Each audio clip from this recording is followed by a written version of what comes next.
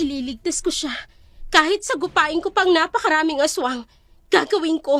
Mailigtas ko lang ang lalaking mahal ko. Hindi ka ba naakit sa akin? Wala ba talagang epekto sa iyong kagandahan ko? Hindi pwede. Kailangan magustuhan mo ko. Kahit anong gawin mo, hindi ako pasasakop sa'yo. Maghahalo muna ang balat sa tinalupan. Hinding-hindi ako papayag na maging alagad ng demonyong katulad mo! Gaano ka magtitiwala sa mga taong hindi mo pa naman talaga lubos na kilala, lalong-lalo na sa mga taong bagong salta at may magandang muka. Magandang araw po sa inyo. Sa araw na ito, isa na namang naiibang kwento ang ating bibigyan ng buhay. Kwentong padala ng isa sa ating mga masugid na taga-subaybay. Subalit, ang mga pangalan, lugar at pangyayari ay sadya naming binago upang mapangalagaan ang mga tauhang sangkot.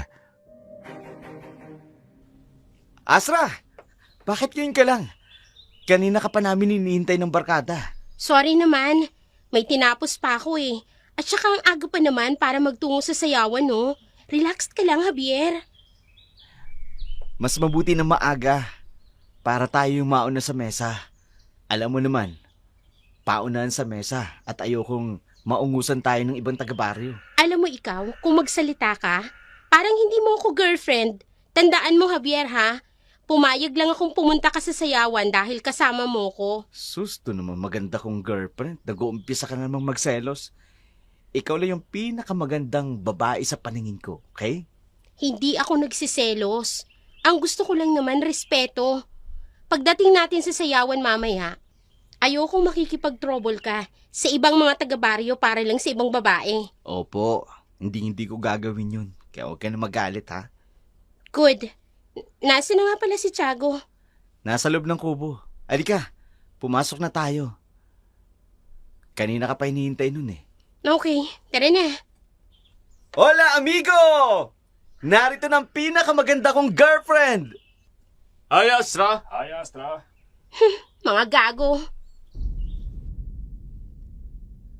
Sanay na ako sa mga kalokohan ng boyfriend kong si Javier at ng mga barkada nito. Ayos lang naman sa akin dahil hindi naman sila nasasangkot sa mga krimen o kahit anong labag sa batas na gawain. Mag-iilang buwan na rin kaming magkasintahan ni Javier simula nang bumalik ako galing Maynila. Pagkapasok namin sa kubo, sandali lamang kaming nagkwentuhan. Pagkatapos, pumunta na kami sa sinasabi nilang sayawan.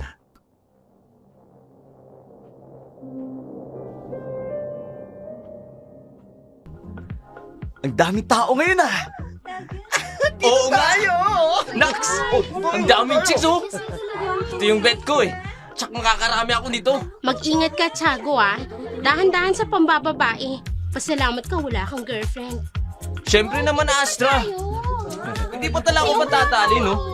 Mag-e-enjoy muna akong tumikim ng iba't ibang chicks. Sige ah. Maiwan ko na kayo ah. May naspat na akong Diyosa eh. Sige pare! Enjoy ah! Javier, sumama ka na sa mga kabarkada mo. Sumayaw ka na dun sa gitna. Sigurado ka? Hindi ka magsiselos? Hindi nga. As long as hindi kita nakikitang nakikipaglaplapan ng halik dyan sa kung sino-sinong babae. Kaya sige na, sumayaw ka na dun. Ayos ka lang ba talaga, Astra? Ayos lang nga sa akin. Ang kulit naman eh. Sige na, dito lang ako. Iinom lang ako ng konti. Ang cool talaga ng girlfriend ko ah. Sige. Pupuntahan ko lang sila Tiago. I love you. I love you too. Miss, isang bote nga ng beer? Yun lang ba? Oo, yun lang. Oh, eto na yung beer mo.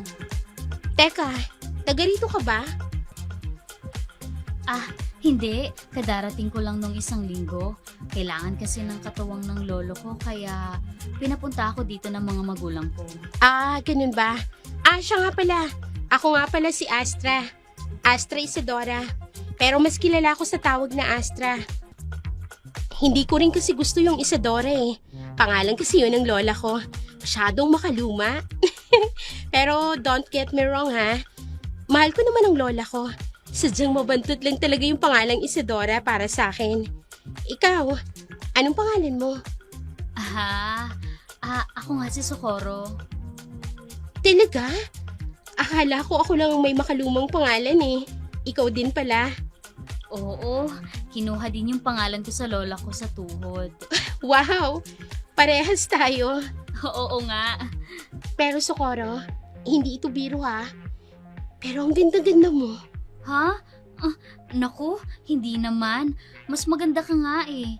Ang puti-puti mo, tapos ang kinis mo pa, samantalang ako morena. Hoy, ano ka ba? Huwag mong ilalang yung kulay mong morena. Ang ganda-ganda mo kaya. Hindi ako nagbibiro. Kakaiba talaga ang ganda mo. Pwede ka nga mag-audition ng artista sa mga reality show ng Maynila? Talaga ba? Pero hindi ako papayagan ng mga magulang ko eh. Okay lang yun. Kapag nagkalakas ng loob ka, hanapin mo ko. Sasamahan kita. Talaga? Oo naman. Gusto mo ipakilala kita sa mga kaibigan ko at sa boyfriend ko. Naku, wag na Astra. Nakakahiya. Halika na, huwag ka na mahiya. Halika na. Sige. Boys! May gusto ko ipakilala sa inyo. Bago kong kaibigan. Si Socorro. Wow, Astra! Mukhang may tatalo na sa ganda mo ah. Salamat. Hi! Ako nga pala si Javier. Boyfriend ni Astra. Ako naman pala si Socorro. Diba, sabi ko sa'yo, maganda ka. Huwag mo nang itago yan. Join ka sa aming sumayaw para naman makakilala ka pa ng mas marami pang friends habang narito ka sa baryo namin. Sige, pero nahihiya talaga ako eh. Huwag kang mag-alala, Socorro. Hindi ka namin pababayaan. Lalo na ako. Sige salamat. Sus! Umiiral na naman yung pagiging playboy mo, Tiago. Huwag si Socorro ha. Inosente to. Di ko naman sasaktan eh. Promise. Ewan ko sa'yo. Guys, sayaw na lang tayo. Hanggang sumapit ang umaga. Socorro! Halika! Sayaw tayo! Sige. Sige! Buong gabi kaming nalunod sa kasiyahan at pagsasayaw. Pagsapit ng 3:00 ng madaling araw, marami na ang mga lasing sa paligid. Ang ibang mga kaibigan namin ni Javier ay sumusuka na sa kalasingan. Ako naman, namumungay na rin ang aking mga mata sa kalasingan. Pero kahit na ganoon ay naaaninag ko pa rin si Tiago na naglalakad palabas ng sayawan. Parang may sinusundan ito na hindi ko alam kung sino. Kaya hinayaan ko na lamang, lalo na nang makaramdam ako ng pagkahilo at hindi ko na alam ang mga nangyari sa paligid ko.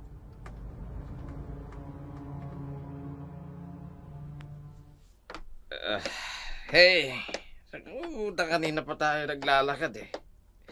Into na muna tayo. Nahihilo na ako eh. Mano, hindi ka ba magsasalita? Hindi ka naman pipi ah. Oy, anong ginagawa mo? Ano to? Walang kibuan? Chop-chaka na lang? Sige, laban ako. Lika dito. Tayo na. Swerte ko na to eh. Hindi ko nahihindihan. Napakagandang babae na ang lumalapit sa akin eh. Ayaw pa ba ako? Halika na. Halika na dito. Halika na tayo.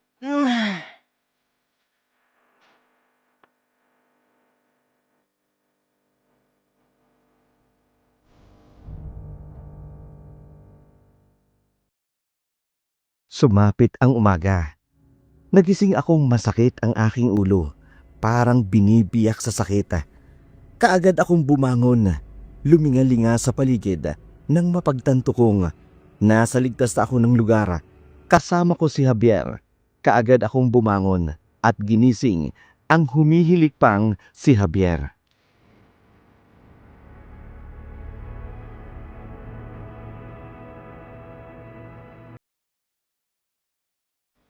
Javier, gising, huy. Javier, Ba, gusto bang matulog eh. gumising ka na dyan. Kailangan ko nang umuwi sa bahay. Kailangan mo kong ihatid. Sige, sige. Eto na, babangon na. Teka, paano pala tayo nakauwi? Ang pagkakatanda ko, lahat tayo lasing na lasing kagabi. Tinawagan ko si Mang Simeon. Ipasundo ako sa kanya. Ganun ba? Eh, sakit ng ulo ko eh. Naparami kasi ang inom mo at ni Socorro kagabi. Hindi ko rin naman kasi akalain. Malakas din palang uminom si Socorro. Napalaban tuloy ako. Sino ba itong tumatawag? Ang aga-aga pa naman Sagutin mo na. Baka importante. Sige na nga. Hello? Oh, tita. Ano? Si Tiago hindi pa nakakauwi? Nako, sorry po tita pero parehas po kaming nalasing kagabi. Hindi na po namin napansin ang buong akala namin nakauwi na siya. Ho? Sige ho. Bye. Sino yun? At anong tungkol kay Tiago? Si Tita Belinda. Hinahanap si Tiago sa akin. Hindi pa raw umuwi. Ano? Baka naman kung ano nang nangyari doon. Sus, huwag kang mag-alala sa gagong yun. Malamang, nakabingwit naman yun ng babae. Baka pumunta sa ibang resort na malapit lang. Hindi ba ito ang unang beses na nangyari to? Hindi, pangatlong beses na to. Kaya wag mo nang alalahanin ang mokong na yun. Uuwi din yun pag nagising siya. Kasi sobrang kalasingan niya Sabi mo eh. O sige na, ihatid mo na ako. Tsak na mapapagalitan ako ni Lola Esme nito. Huwag kang mag-alala, wala namang nangyari sa atin. Sinusunod naman natin yung pamahiin ng kasal. Na dapat kasal muna bago siping. Gago, sumusunod daw. Pasimpleng manyak naman. Natural na yun, lalaki ako Halika na nga, ihatid na kita. Baka mauna talaga ang honeymoon kaysa sa wedding. Baliw, mukha mo. Gwapo. Yabang, ewan ko sa'yo. Kinikilig. Ipinagkibit balikat na lamang namin ang hindi pag-uwi ni Tiago dahil ayon naman kay Javier, hindi naman yun ang unang beses na nangyari yun. Pagka-uwi ko sa bahay, kaagad akong sinalubong ng aking lola. Si Javier ang sumalo ng lahat ng pangaral ni Lola sa akin. Pagkatapos niyon, nagpaalam na rin si Javier na uuwi na dahil matutulog pa daw siya. Ako naman, mabilisang naligo at bumalik na rin sa pagtulog. Nagising ako mga bandang hapon na maalinsangan ang paligid. Yung kahit makulimlim ang kalangitan, maalinsangan pa rin.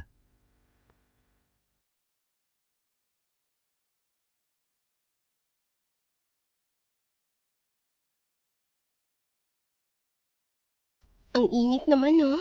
Mukhang uulan pa. Astra, apo. Pumunta ka nga sa palengke at ibili mo ako ng kinayod na nyog at magagata ako ng kalabasa. Sabayan mo na rin ng hipon, yung maliit. Sige po Lola. Sakto. Dadaan na rin po ako ng grocery para mamili ng mga necessities ko. Ay, ikaw na bata ka. Huwag kang magpapagabi sa daan, ha? Hindi po. Tsaka wag po kayo mag-alala. Kaya ko naman po ang sarili ko, La. Apo, mag-iingat ka. Baka mamaya makasagupa ka ng aswang. Aswang? Ano yun, Lola? Totoo ba yun? Totoo ang mga aswang, apo. Maraming aswang dito sa atin. Iba't ibang uri ng aswang. Partikular na ang lahi ng mga bangkilan. Kaya mag-iingat ka, apo. Ayokong makasagupa mo sila. Hindi sila basta-basta nagagapi. Lola, nagbibiro ho ba kayo? Hindi ako nagbibiro. Totoo ang sinasabi ko. Kaya sige na, pumunta ka na sa palengke para makabalik ka kaagad. Okay po. Pambihira naman si Lola. Matapos akong utusan, tatakutin pa ako. Ay, naku talaga oo. At huwag mong kakalimutan, Astra. Huwag kang magpapaabot ng dilim sa daan. Mahirap na. Hindi sila basta-basta nagagapi ng mga normal na pangontra lamang. Huwag po kayong mag-alala, Lola. Magdadala ho ako ng patalim. Ay, oo nga pala. Dapat madala natin kay Father Freya ang gulok upang mapabindisyonan. La, seryoso? Oo, seryoso ko. Kaya sa linggo, dadalhin natin ang gulok at iba pa nating kagamitan. Pagsasabihan ko rin si Father Freya na magpapablessing ako ulit ng bahay. Sige na nga po. Kung yan po ang gusto ninyo, La, go for it. Maniwala ka, Astra. Hindi porket hindi nagpaparamdam ang mga aswang ngayon. Hindi ibig sabihin nun ay wala na sila. Nariyan lamang sila sa tabi-tabi. Nagpapalakas at nagpaparami ng kanilang lahi. Aalis na po ako, La.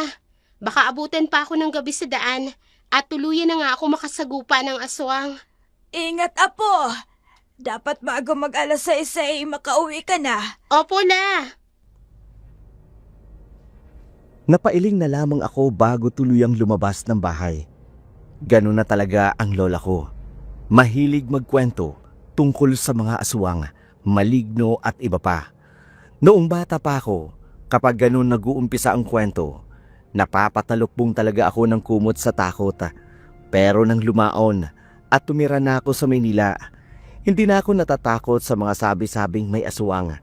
Nang makarating ako sa palengke, kaagad kong pinuntahan ang tindahan ng nyug at mga seafoods upang mabili ang mga pinabibili sa akin ni Lola. At habang hinihintay kong maiabot ang aking mga pinamili, namataan ko ang isang babae sa isang tindahan.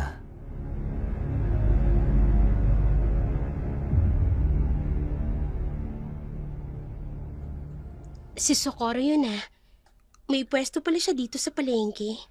Ang ganda-ganda niya, no? Bago lang ang tinderang yan dito. Maraming ang nahuhumaling sa kanya. Naiinis nga ako kasi mas maganda siya sa akin. Maganda ka rin naman. Ikaw ha? Hindi ka lang beautiful. Marunong ka rin magsabi ng totoo. Oh, dahil dyan, may discount ka. Nako, salamat. Sige lalapitan ko lang yung kaibigan ko. Okay, balik ka rito, Suki. Socorro, Astra? hindi ko alam may pwesto ka pala rito sa palengke. Oo. Sa lolo ko to. Pero nagtitinda ka rin dun sa sayawang kagabi, di ba? Ginagawa talaga ng lolo ko yun. Nagtitinda siya ng mga alak. Kaya lang, hindi magandang pakiramdam niya. Kaya ako muna ang inutusan niya.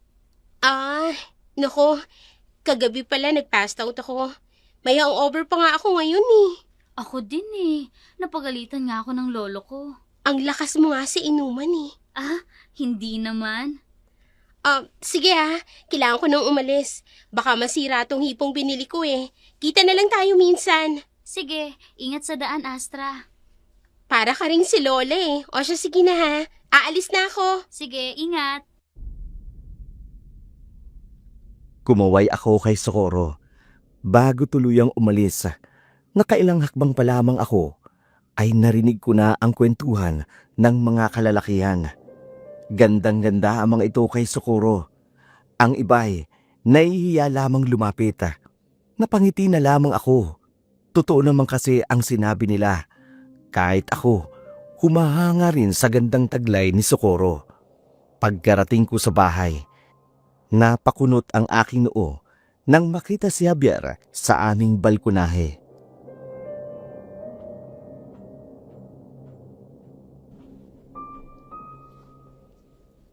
Javier, bakit nandito ka? Pumunta si Tita Belinda sa bahay. Hinahanap niya si Tiago.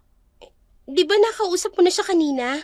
Sinabi mong hindi natin alam kung nasan si Tiago. Oo nga, pati sila Makoy natanong na rin. Hindi rin nila alam. Kaya labis ang pag-aalala ni Tita Belinda. Ano nga kaya nangyari kay Tiago? Hindi ko rin alam, Astra. Pero di ba sabi mo, hindi naman ito ang unang beses na nangyari to. Oo nga. Pero umuwi naman siya kaagad at tumatawag siya. Pero ngayon, kahit text, wala man lang. Sana naman, walang masamang nangyari sa kanya. Sana nga. Iniisip ko nga baka naresbakan yung mga nakaaway namin nung nakaraan. Yan ang nga bang sinasabi ko sa inyo. Ang titigas ng ulo nyo. Sinabi ko naman na delikado ang umalis ng gabi. Baka mamaya, nabiktima na ng aswang yung si Tiago. Lola Ismi naman, wala naman pong aswang sa panahon ngayon. Tingnan mo po, itong baryo natin. Hindi na kasing liblib nung mga bata pa kami. Yan din ang madalas sabihin ng mga taong hindi pa nabibiktima ng aswang, Javier. Pero totoo sila. Sabi ng aking ama noon, sadyang hindi basta-basta sumasalakay ang mga aswang dahil may iba't ibang dahilan sila kung bakit hindi sila umaatake muna. Lola, hindi naman po siguro inaswang si Tiago. Baka nga po si Tiago pa ang nang aswang ng babae kagabi. Ay nakoy, kayong mga kabataan nga naman ngayon. Hindi na kayo naniniwala sa kasabihan naming matatanda. Po? Ay nako, Astra, tulungan mo na nga lang ako. At ikaw naman, Javier, magsiba ka ng panggatong. Ako? Ay, sino ba? Di syempre ikaw. Hala, Lola, sige na. may Kilos na. gas stove naman po tayo. Hey, akala mo ba nakalimutan ko na doon kayo nagpalipas ng gabi sa bahay ng lalaking yan, Astra? Hoy, hindi porket boto ako sa'yo, Javier. Hindi ibig sabihin nun pwede mo nang igara itong apo ko nang hindi pa kayo kinakasal. Ganyan ba talaga ang lola mo? Walang preno kung magsalita kanina, no? Wala naman pong nangyari sa amin. Ay, magtigil ka nga. Ikaw yata tong tunay na aswang inaaswang mo nga po ko. Kailan na nga ba kayo magpapakasal? Ako po, anytime po. Si Asra lang naman ang ayaw Ano? Bakit naman? Lola, marami pa po akong gustong gawin. Tsaka mga bata pa naman kami ni Javier para magpakasal. Anong bata? 24 ka na, hoy! Baby pa po ako, La. Ay, nako! Ay, magsikilos na nga kayo para makapagluto na At ikaw naman, Javier, dito ka na maghapunan. Oo. Sige po, Lola Esme. Sanay kami ni Javier sa ugali ni Lola. Istrikta ito, pero mabait naman. Pagkatapos naming iluto ang mga pagkain para sa hapunan, tumambay kami sa labas ng bahay namin. Maalinsangan pa rin kasi ng panahon na yun. Nasa ganun kaming tagpo nang biglang mag-ring ang cellphone ni Javier.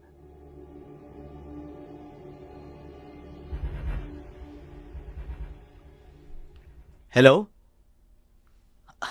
Tol! Gago ka! Nasaan ka ba? Nag-aalala kami sa iyo tapos ikaw... hindi ka malang nagpaparamdam? Akala tuloy namin patay ka ng hayop ka. Sige. Papunta na kami dyan. Bakit sa lahat ba naman ng lugar diyan nga pa talaga pumunta? Sige. Antayin mo kami dyan. Okay. Bye. Si Tiago ba yon? Oo, walang yang gago na yun. Nasa gubat lang pala. Anong ginagawa niya sa gubat? Aba, mali ko. Balak yatang maging ermitanyo. Ano, pupuntahan ba natin? Oo, nagpapasundo. Masakit daw yung paa niya. Ugok talaga. Hindi alam ang kasabihang safety first. O di ano pang hinihintay mo? Tayo na. Si Lola Ismi, baka hindi kanya payagan. Tulog na yun si Lola. Mag-aalas 7 na. Nagigising yan, alas 4 na ng madaling araw. So, okay na. Loko ka ha. Ipapahamak ko pa ako sa lola mo. Badshot na nga ako kanina. Huwag ka nga mag-alala. Pakakasalan mo naman ako, di ba? Oo naman. Hintayin ba naman kitang mag-graduate ng college kung magpa-pastime lang talaga ako? Pastime ng mukha mo, tadyakan kita dyan Tara na, para makabalik na tayo kaagad. Dala tayo ng flashlight. Huwag na. Maliwanag naman ang buwan, oh. Oo nga no, tamang-tama. Kabilugan pa naman ang buwan ngayon. At dahil full moon ngayon, maglaro tayo ng tagu-taguan. Oy, baka mamaya may mumu Gago ka talaga. Nagtawanan na lamang kami ni Javier habang naglalakad patungo sa gubata. Medyo may kalayuan din ito sa baryo namin. Masukal din ang daan, pero hindi namin iyon alintana hanggang makarating kami sa masukal na bahagi ng gubata na sinasabi ni Tiago na kinaroroonan niya.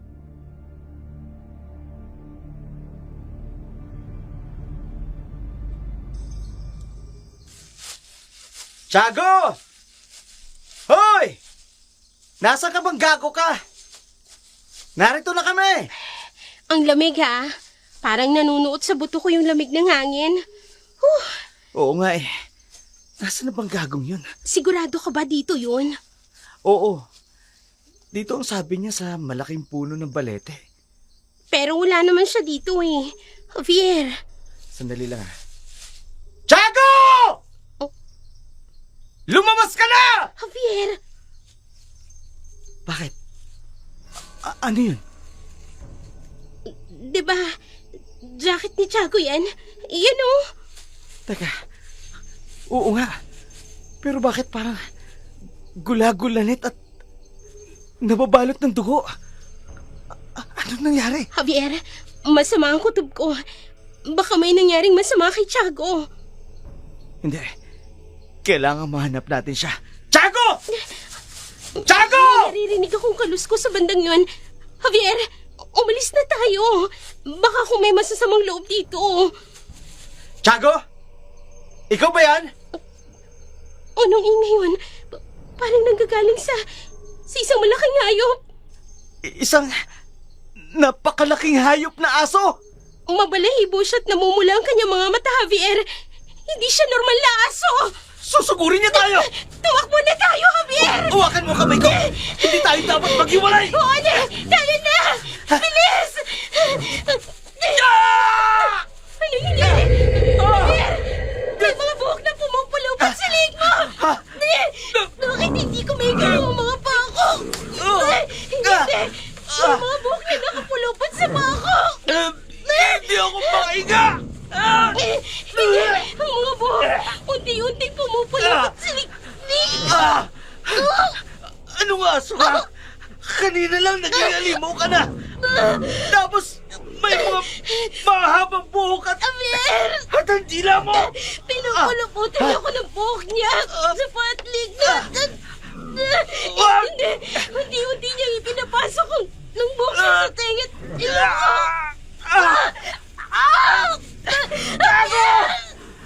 Gago, tulong!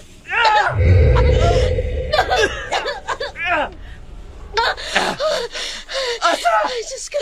Salamat! Binitawan niya ako, Javier! Binitawan ka rin niya! Pagkakataon na nating makatakas sa halimaw! Halika na! Javier! Tiago! Ano? Si Tiago yung halimaw! Umalis na kayo. Hanggat kaya ko pang pigilan ang sarili ko. Gago ka! Umalis na kayo! Paano ka naging halimaw? Parang hayop ka! Na! Huwag ka na magtanong kang ulubong ka! Hindi ko alam! Unyemas, umalis na kayo! Umaatake na naman ang halimaw sa loob ka! Javier! Parang awa niyo na! Tumakbo na kayo! Nahihirapan na si Tiago pigilan ng sarili niya! Umalis na tayo, Javier! Pero... Umalis na tayo! Halika na! Gago ka! Marami kayong papaliwanag sa akin! Tama lang yan na! Umalis na kayo! Takbo, asa! Takbo! Nakakulong kayo! Ba't kayo titigil sa magtakbo? Hanggang kaya ko magpigilan! Bilisan niyo na ako magtakbo! Ay, Diyos ko! Ano bang nangyayari kay Tiago? Diyos ko! Ano bang nangyayari kay Tiago? Hindi ko alam. Itanong natin kay Lola Esme. Baka may sagot siya sa atin. Sa ngayon, kailangan muna nating makatakas. Bakit? Bilis pa! Alam ba ni Lola Esme kung ano nangyayari kay Hindi ko Tiago? alam. Subukan nating itanong. Sige! Bilis!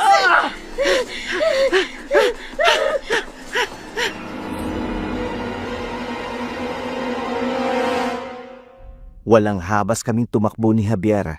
Dinig na dinig namin ang nakatatakot na alulong ng mga aso at ang nakatatakot na sigaw ni Tiago. At sa awa ng Diyos, nakarating kaming ligtas sa aming bahay. Labis ang pagtataka ni Lola nang mapagbuksan kami ng pinto.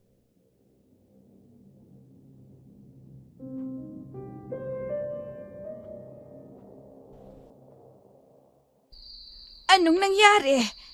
Ang buong akala ko pa naman tulog ka na, Astra. San ba kayo galing? At tila hapong-hapo kayo. Sa gubat po, Lola. Nang ganitong oras. Nakatanggap po kasi ako ng tawag kay Tiago. Ang sabi niya, sunduin daw namin siya sa gubat. Pero iba yung nadatna namin. Anong ibig mong sabihin? Naging halimaw si Tiago, Lola. Pinuluputan niya kami ng mahaba niyang buhok. Mabuti na nga lang po, bumalik siya sa katinoan. Sa dati niyang anyo, kaya nakatakas kami ni Javier. Muntik niya na kaming mapatay, Lola. Hindi ko alam kung anong nangyari sa kaibigan ko. Pinuluputan niya kamo kayo ng mahahabang buhok niya. Opo, Lola. Isang kubot. Ano? Isang kubot na aswang. Naging isang kubot na aswang ang kaibigan mo, Javier. Ang mga kubot na aswang ay magaling sa pamamagat. Nag-aanyo silang isang malaki, mabalahibong itim na aso upang lituhin ang kanilang biktima. Lola, yun nga po yung nangyari kanina. Isang malaking aso ang una naming nakita. Pero, paano po? Walang lahing aswang ang kaibigan ko. Asra, halos kaidaran lang natin siya. Kilala natin siya noon pa. Oo nga po, Lola. Kahit kayo, kilala niyo si Tiago. Kilala ko ang buong angkan niya, pero wala sa kanila ang may lahing aswang. Kung ganun, paano siya naging aswang, La? Hinawaan siya ng pagiging aswang. Sino naman po ang gagawa nun sa kanya? Sa tagal po nating naninirahan dito, wala naman ako nababalitaan na merong ganyang nangyari. Yan ang aalamin natin. Isa lang ang lahi ng aswang na alam kong mabilis nakakahawa ng pagiging aswang. Ano po? Mga bangkilan. Bangkilan? As in, pangil? Ang mga bangkilan ay lahi ng mga maharlikang katutubo natin noon na isinumpa ng mga diwata. Magaganda ang kanilang anyo. Nagagawa nilang hawaan ang kanilang mga biktima gamit ang kanilang laway. At nagagawa nilang pasunurin ang mga nahawaan nila na gawin ang kahit na anumang naisin nila. Parang gayuma, pero Oo. sabi niyo kanina kubot, tapos bangkilan. So pag nahahawaan, nagiging kubot? Ganun na nga.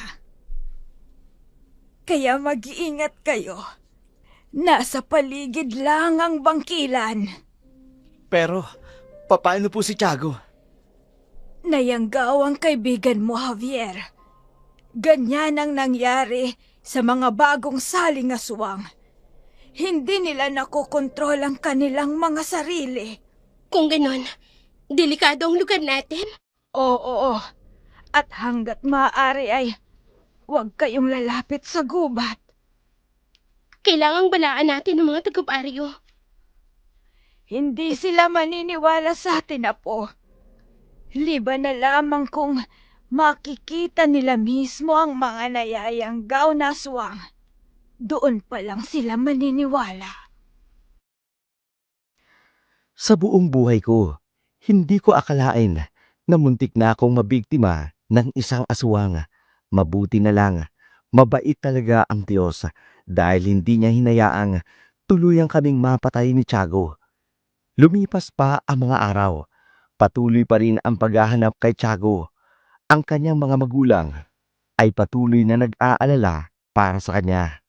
Gusto man naming sabihin sa kanila kung nasaan ang kanilang anak. Subalit, ayaw din naming ilagay sila sa kapahamakan. Samantala, isang araw, dumalaw si Brian sa bahay ng boyfriend kong si Javier.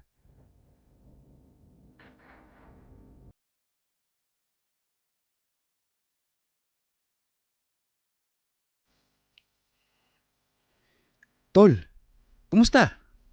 Hindi ako okay. Napadalaw ka. Anong atin? Wala lang. Gusto ko lang tumambay. Alam ko na kung may kailangan ka. Sabihin mo na nang matapos na. Kasi tol, hanggang ngayon, kinukulit pa rin ako ni Tita Belinde. Tungkol kay Tiago. Eh di sabihin mo, wala kang alam.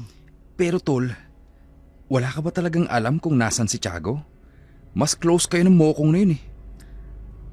Sasabihin ko ba sa'yo? Maniniwala ka. Punyemas naman tol oh. Kahit sabihin mo pa sa aking naging bulate ang gonggong na yun, maniniwala ako. Tol, naging aswang siya. Hayop ka? Nagbibiro lang ako, sineryoso mo naman? Pinanalo mo naman ang mga intrusive thoughts mong mokong ka. Hindi intrusive thoughts yun. Totoo yun. Kahit itanong mo pa kay Astra. Alam mo tol, gutom lang yan eh. Ang mabuti pa, bibili ako ng pagkain. Balita ko, masarap ang tinda nung magandang dayo na tindera sa palengke. Kaya dito ka lang ha, bibili ako ng pagkain. Pagkatapos, iinom tayo. Ano, cool? Baala ka. Basta ako nagsasabi ako ng totoo. Naging aswang si Tiago. Maniniwala ako kung makikita ko. Ika nga nila, to see is to believe. Sabi ni Javier, wala na raw siyang nagawa nang hindi siya paniwalaan ni Brian.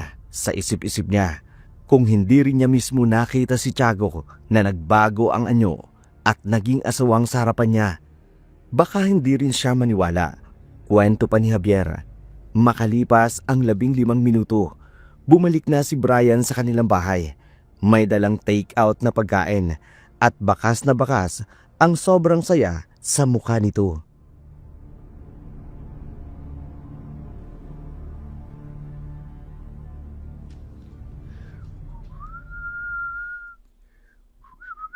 Uy, tigilan mo nga yung kangingisi mo. Ungas ka, nakakadiri ka. Ito naman oh, ang Killjoy. Masaya kasi ako. Eh bakit? Kasi, di ba, dati, inggit na inggit ako sa'yo dahil naging girlfriend mo si Astra. Gayong alam mo namang matagal ko ng crush yun. Uy, gago ka ha. Huwag mong susulutin ang girlfriend ko ha, kundi bibigwasan kita. Kahit kaibigan kita, hindi kita igagalang. Alam ko naman yun. Langyang to, patapusin mo nga muna ako. Nagsiselos ka kagad, parang tanga. O sige, bakit sumisipol ka pa ng my way? Ha? Bakit ka masaya? Ganito kasi yun. Yung bagong tendera dun sa palengke. Oh. Langyatol, ang ganda. As in, parang lakambini. Kahit morena. Pero nagniningning. Sobrang ganda talaga, tol. Kaya lang, mukhang marami akong kaagaw eh. Si Socorro? Kilala mo? Bobo neto. Ipinakilala sa atin ni Astra yun nung nasa sayawan tayo. Hindi ko maalala eh. Lasing na yata ako nun. Baka masiba ka sa alak. Pero tol, walang halong biro. Tinamaan yata ako dun eh. Ang ganda talaga. Maganda si Astra. Pero ibang klase din talagang hatak ng alindog nun. Parang pinaghalo-halong Aramina, Joyce Jimenez. At sino pa nga ba yun? Tigilan mo nga ako, Brian. Huwag mo nga akong idadamay dyan sa kalokohan mo. Nagbago na ako. Hindi na ako ang dating playboy. Sus, naging girlfriend mo lang si Astra. Kinalimutan mo na ang pagiging fubo mong animal ka. Kung sasaktan mo rin lang naman si Socorro, huwag mo nang ituloy. Baka mamaya, magalit pa sa akin si Astra. Itinuring pa naman kaibigan yun. Basta, liligawan ko yun. At sisiguraduhin ko na mapapasagot ko siya. Oh, saluhan mo na ako dito. Doon ko binili tong pagkain sa karinderya nila. Wag na, busog pa ako eh. Pakipot ka pa. Di ko pa alam. Patay gutom ka rin naman. Oy, hindi ako kasing siba mo ha. Ay nako, makain na nga. Ang sarap ah. Lalo na tong dinuguan. Suwabe tol. Humahagod. Malinamnam. Puwerte. Sabi ni Javier, pinagmasdan niya lamang daw si Brian na sarap sa kinakain nitong dinuguan at puto. Masarap naman daw ang aroma ng pagkain, pero wala daw talaga siyang ganang tikman iyon. Hindi rin sila natuloy sa napag-usapan nilang inuman dahil umuwi na si Brian nang i-text ito ng ina. Samantala, kinabukasan, maagang pumunta si Javier sa bahay.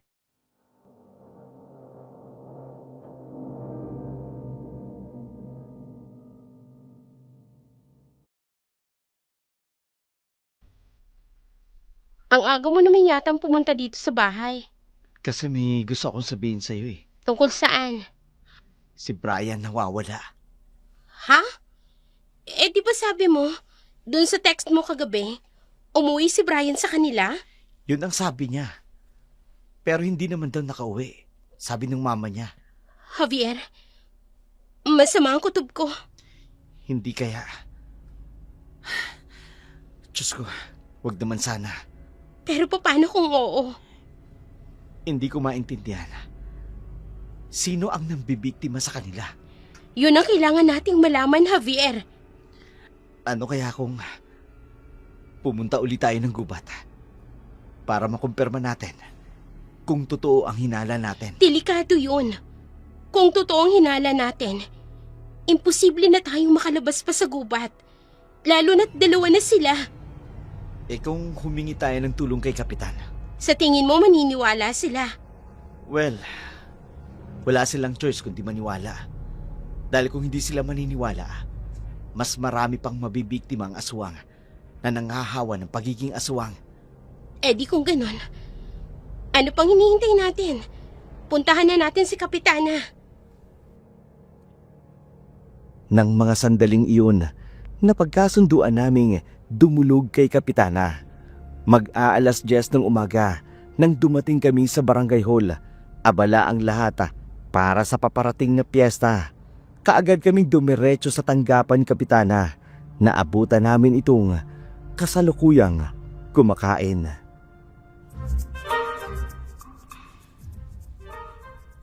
Ay, ako nga ang inyong Kapitana, andang karandang, at your service. Ano may paglilingkod ko sa inyo? Kasi po Kap, yung mga kaibigan po namin nawawala. Nawawala as in missing?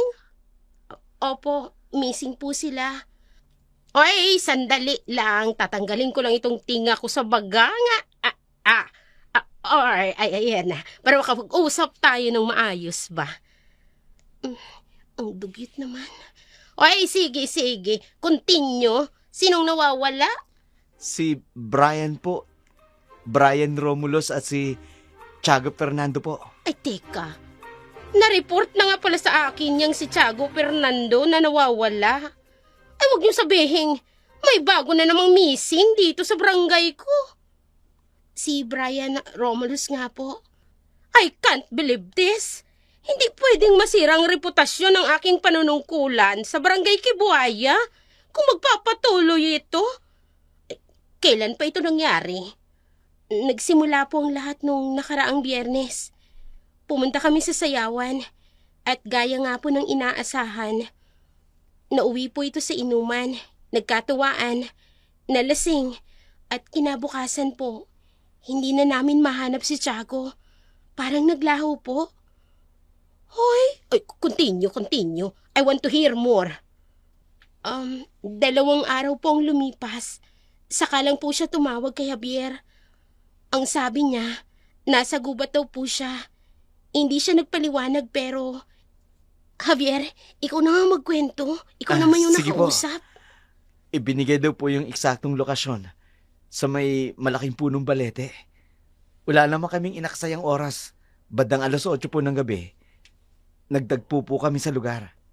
Okay, what happened next? Just continue. Continue talking.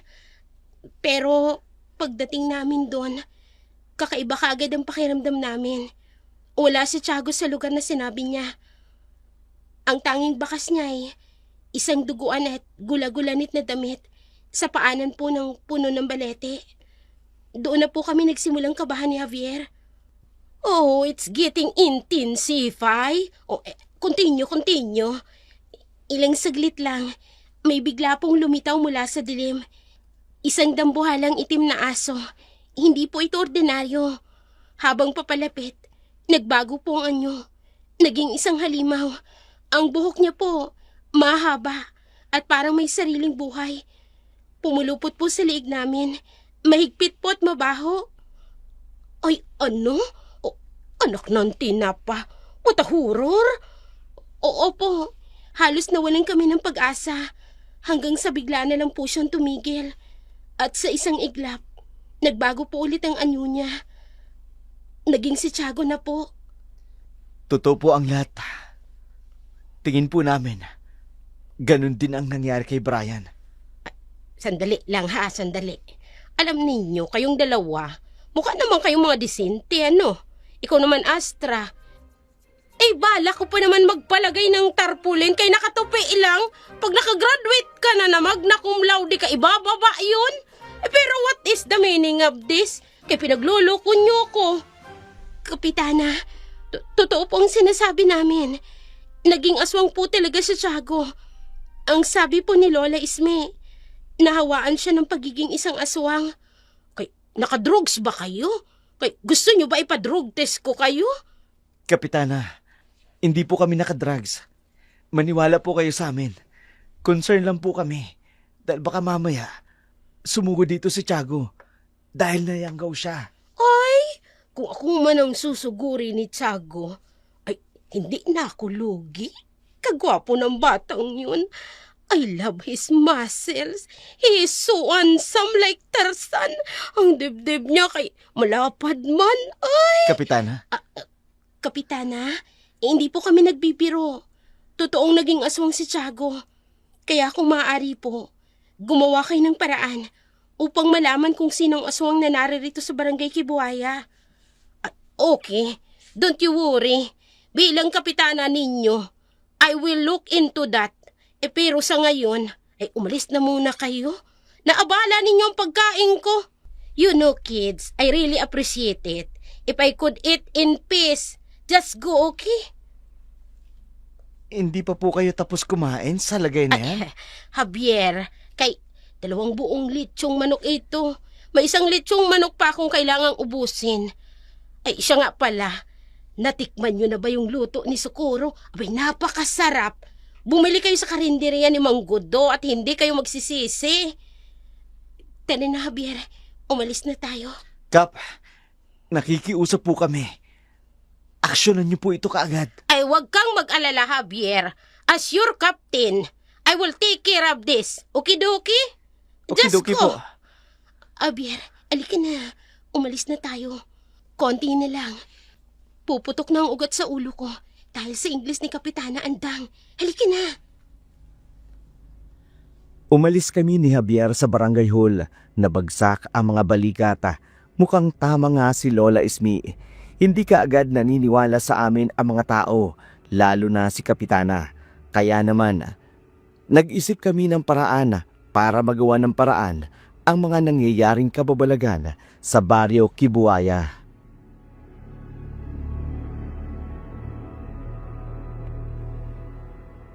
Nung gabing yun, nakita ko si Tiago. May sinusundan siya. Hindi ko lang mapagsino dahil nahihilo ako sa kalasingan. May sinabi din siya sa akin. Hindi ko lang naulanigan kung ano yun. Ibig sabihin, naroon ang aswang na yun nung gabing yun. Posible. At si Tiago, ang una niyang naging biktima. Posible ding babae ang aswang at pwedeng kasing edad lang natin.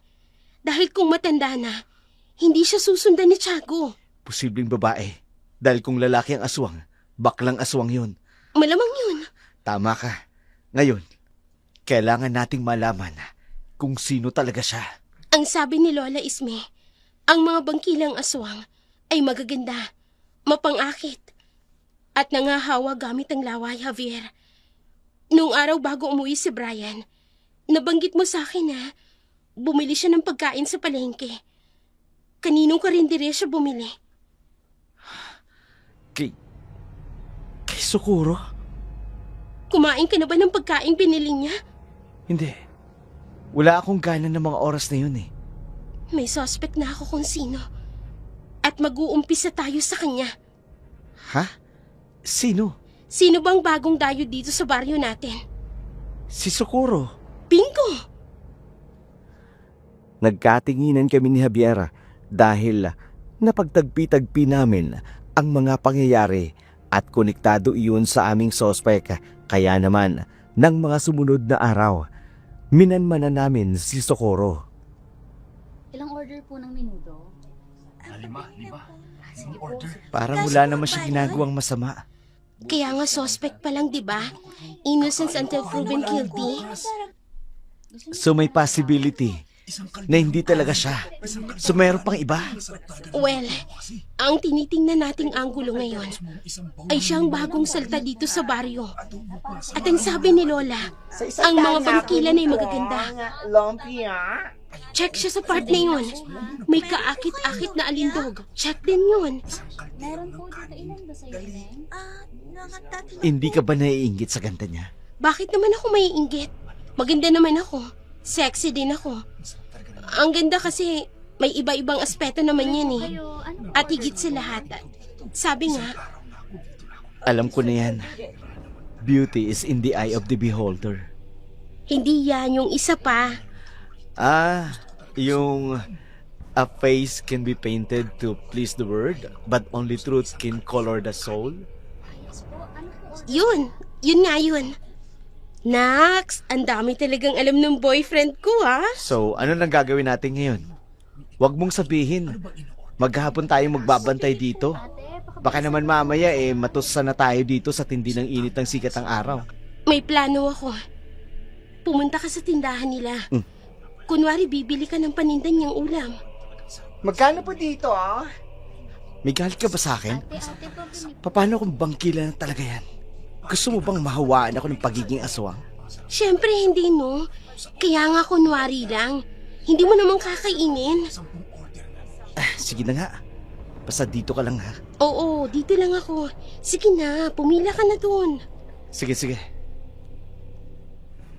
Tumanaw ako kay Javier. Habang patungo sa harapan ng tindahan nila Socorro, kaagad itong pumila sa mga taong nakapila sa tindahan. Maya-maya pa'y nakita kong nag-uusap sina Socorro at Javier.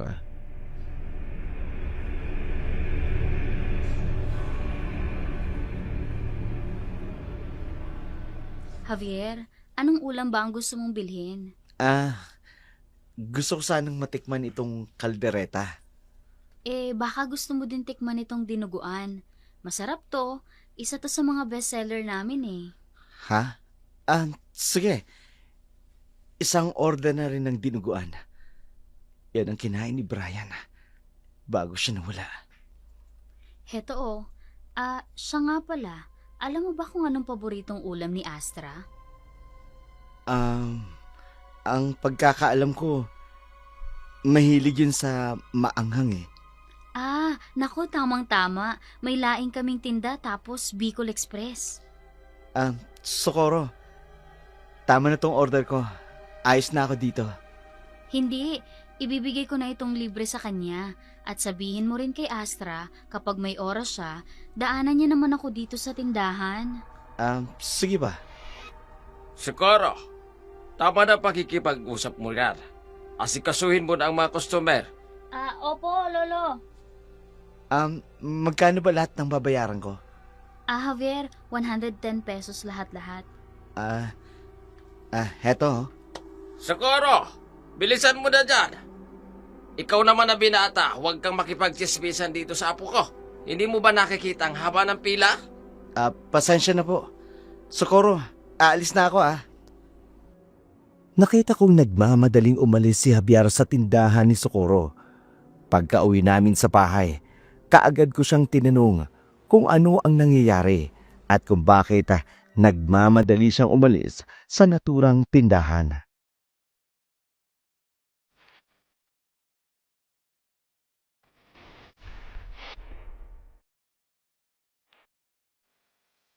Anong nangyari? Bakit nagmamadali kang umalis? Nandun yung lolo niya Nakatatakot yung aura kung makatingin. Parang kakain ng taong buhay. Talaga? Oo. Tsaka kaiba yung itsura ng lolo niya. Paano kakaiba? Parang ang tanda ng itsura niya. Pero ang liksing kumilos. Alam mo yun? Hindi ko magamit ng tungkod tapos yung mata niya parang hindi mata ng isang tipikal na matanda. May itinatago siguro maglolo. Kailangan pa natin silang manmanan, Javier. O anong gagawin natin dito sa mga ulam na pinabili mo sa akin? Siya nga pala, 2 ulam yan. Yung Bicol Express daw, tsaka yung laing, pinabibigay sa'yo ni Socorro. Mabait sana siya. Pero kung totoong aswang nga siya, malamang nagpapanggap lang siya na mabait. Hindi kita masasagot yan. Di ba nga, sabi mo manmanan natin. Oo nga. Sige na, itapon na lang natin to. Sayang sana. Mukhang masarap pa naman. Eh di wow, kainin mo. Kapag naging aswang ka, eh di good luck sa'yo. Wag na, uy. Tatapon na lang natin. Sinabi ko nga, di ba? Sige na, tatapon ko na. Bitawan mo na. May hinihintay pa kasi ako Dapat magsalita muna siya. Lola! Andyan po pala kayo. Ay, mga apo! Si Lola? Saan na naman kaya nanggaling to? Baka sa kapitbahay nakipagchismisan. Baka nga. La, nandito ho kami. Ay, mabuti naman at nandito ka na sa bahay. Dahan-dahan lang po sa paglalakad. Baka kung matalisod ka, La. Aalalayan ko na ho kayo. Ay, salamat, Javier. Ay, nakakapagod. Gusto mo ng tubig? Ikukuha kita. Ay, wag na. At may sasabihin ako sa inyo. Ano po yun? Ay, yung apo ni Merced, si Tali, nawala kahapon. Ano po? Nakita na po ba? Yun na nga ang nakakalungkot. Dahil nakita na lang ay mga gamit niya na palutang-lutang sa ilog. Diyos ko, hindi pa nga tapos ang problema natin kila Tiago at Brian. Ngayon, mga bata naman ang nawawala. Mga aswang ang may kagagawa ng lahat ng ito, apo. Kailangang mapuksa na sila bago pa sila makapaminsala ng mas marami. Mas naging nakatatakot ang baryo namin dahil sa mga krimeng nangyayari. Kahit dumulog na kami sa barangay, parang wala namang aksyong ginawa sila kapitan.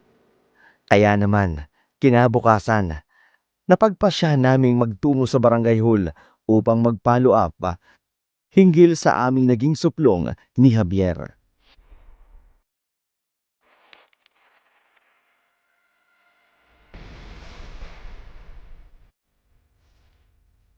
Hoy! Ay kunin ninyo yung extrang electric fan doon sa bahay ko. Dalhin na rin dito ang apo ko sa barangay hall. Magandang umaga po sa inyo, Kapitana Andang. Ay, good morning din sa'yo, Astra. Ay, bakit nandito? Anong kailangan mo? Gusto ko lang po sanang i-follow up tungkol po dun sa reklamo namin sa inyo nung nakaraang araw. Ay, yun ba? Abay, pinapuntahan ko na sa mga tanod yung gubat. Pero wala naman silang nakita doon. Pinapuntahan ho nila yung lugar na tinutukoy namin. Doon po sa may malaking puno ng balete. Ay, oo.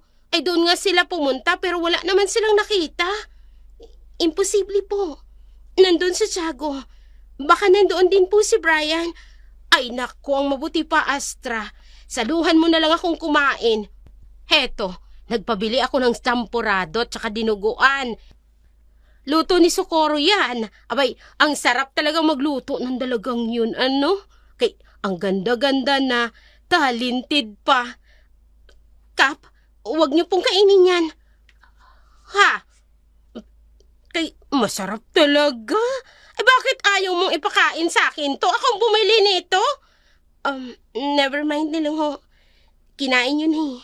Sige po, aalis na po ako. Ay sige Astra, kay mag-ingat ka. Subukan mong bumili ng pagkain doon. Masarap talaga ang luto niya. Kahit wag na po. Marunong naman po ako magluto. Kasing sarap ba nito? Hindi na lamang ako kumibo. Nagpa siyang lisanin ang barangay. Alam kong hindi talaga kinalugad ng mga barangay tanod ang gubata. Pero ayaw ko nang magbumilit pa kay Kapitana Andang. Sa kabilang dako naman, nag-text sa akin si Javier na hindi na muna siya makakapunta sa bahay dahil pupunta daw siya sa kanyang uncle sa bayan. Ang tagal naman ni Uncle Tomas. Kanina pa ako dito nag-aantay sa kanto. Sabi niya, on the way na siya. Pilipino nga naman. Sinasabi on the way na pero ang totoo, nasa bahay pa talaga. Javier? Ikaw ba yan? Socorro? Anong ginagawa mo dito? Mag-grocery sana. Hindi ko akalaing makikita kita dito. Kasama mo si Astra? Hindi eh. Pero, nagpaalam ako sa kanya. Ang swerte naman ni Astra sa'yo. Bakit naman? Kasi responsable ka. Pinapaalam mo sa kanya ang mga ginagawa mo at bawat kilos mo. Ganun talaga kami. Kahit siya din naman, ganun din. Tawag naman doon respeto sa isa't isa, di ba? Para walang away. Sana makatagpo din ako ng lalaking katulad mo, no? Tsak yun. Talaga? Oo naman. Paano mo naman nasabi?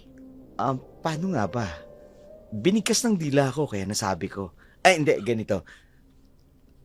Kasi maganda ka, mabait. Madiskarte. Kaya walang lalaking hindi magkakagusto sa'yo. Kahit na ikaw? Ha? Ikaw?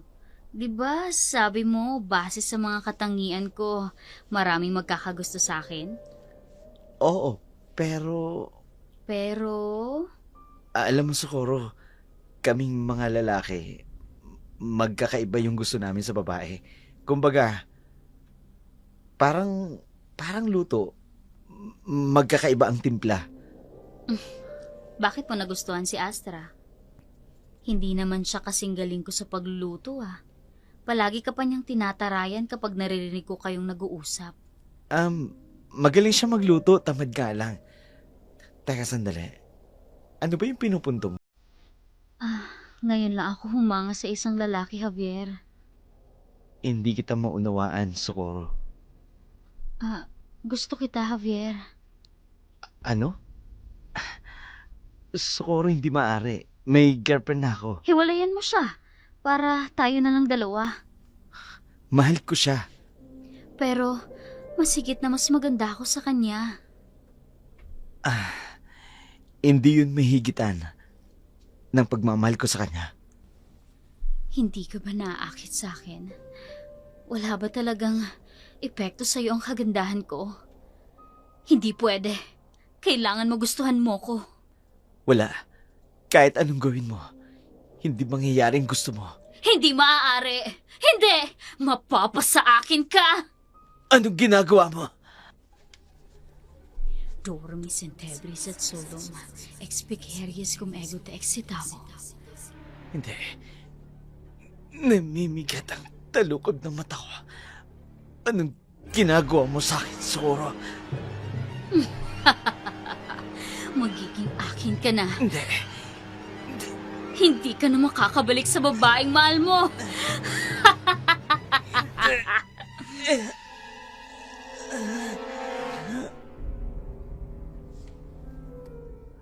Lumipas ang buong maghapon. Labis na ang pag-aalala ko dahil hindi pa rin nagpaparamdam sa akin si Javier. Mga bagay na hindi niya ginagawa, kaya naman Naglakas loob na akong tawagan ang kanyang uncle upang itanong kung naroon ba talaga sa kanila si Javier. Pero ang sabi nito, hindi raw sila nagkita dahil pupuntahan niya daw ito sa lugar na pinag-usapan nila. Ngunit wala daw doon si Javier. Abot-abot ang kaba na naramdaman ko ng mga oras na yun. Natigil na lamang ako nang biglang may isang panauhin na hindi ko inaasahan sa aming bahay.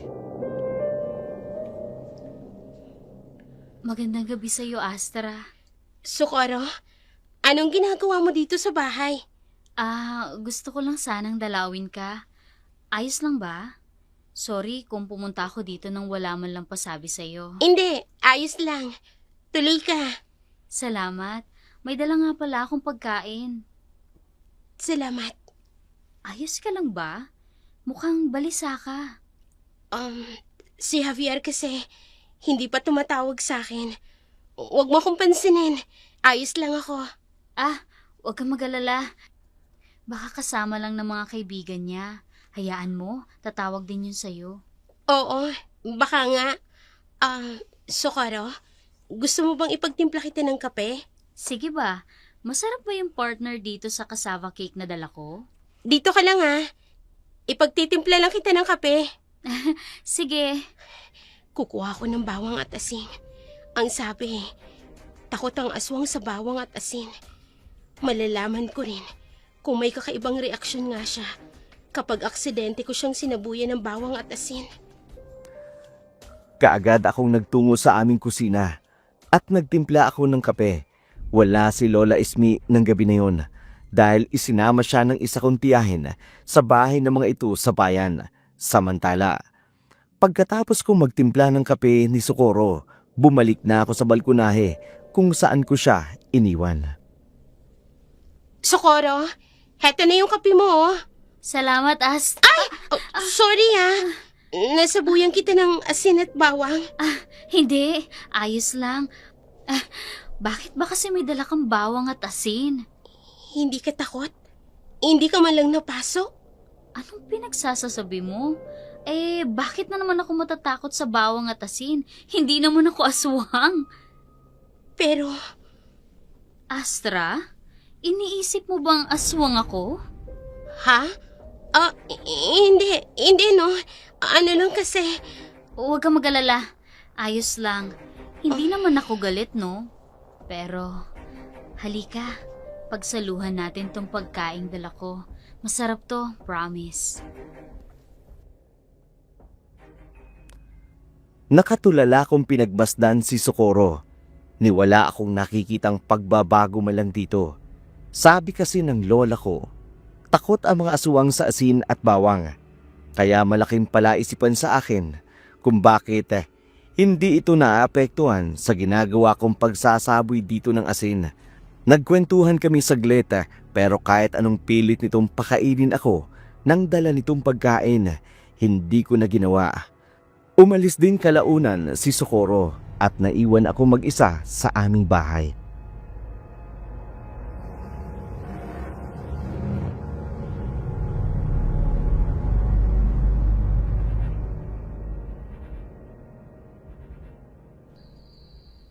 nasan ka na ba, Javier? Bakit hanggang ngayon hindi ka pa rin tumatawag sa akin? May kumakatok. Baka si Javier na to. Sino yan? Ako to, Astra. Javier? Sandali lang. Bubuksan ko lang ang pinto. Bilisan mo, mahal ko. Ang lamig dito sa labas. Anong tawag mo sa akin? Mahal ko? Hindi ganyan ang tawag sa akin, Javier. Mahal ko. Buksan mo na itong pinto. Sige na. Ang lamig dito sa labas. Javier? Mahal mo ba talaga ako? Oo naman. Ano bang klaseng tanong yan, mahal ko? Kung ganon, anong madalas mong itawag sa akin? Bukod sa mahal ko, Irog ko? hindi ikaw si Javier. Sino ka? Bakit mo ginagayang boses ng boyfriend ko? Mahal ko. Ano bang sinasabi mo? Ako to si Javier. Buksan mo na tong pinto. Hindi! Nililin lang mo ko! Hindi ikaw si Javier! Sino ka?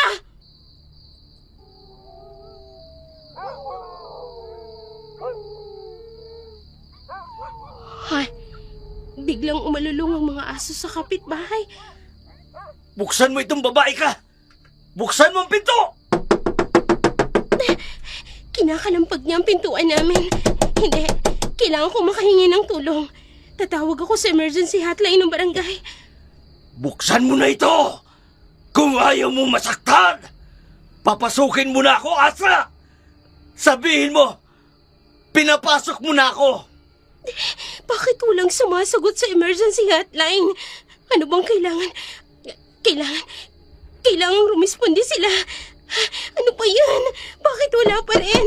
Kung kailan naman kailangan eh. Astra! Buksan mo na ang pinto! Sige na! Papasukin mo na ako, mahal ko! Parang may kumakalmot ng mga bangko sa dingding ng bahay namin. Ang sakit sa tinga. Umalis ka nga, aswang ka! Akala mo ba natatakot ako sa'yo? Hindi! Dahil alam ko, hindi ako pababayaan ng Diyos! Umanaming sumasalangit ka! Sambahin ang ngalan mo! Mapasamin ang kaharian mo! Sundin ang loob mo! Ito sa lupa para nagsalangit! Bigyan mo kami ngayon ng aming kakanin sa araw-araw! At patawarin mo kami sa aming mga sala! Para napagpapatawad namin sa mga nagkakasala sa amin! At huwag mo kaming ipahintulot sa tukso! At inaadya mo kami sa lahat ng masama! Amen! Hindi pa tayo tapos! Babalikan kita! Hindi pa ako tapos sa'yo! Diyos ko! Salamat sa Diyos! Wala na siya. Umalis na ang aswang. Kailangan kong malaman kung nasan si Javier at kung paano niya nagaya ng aswang na yun. Ang boses ni Javier!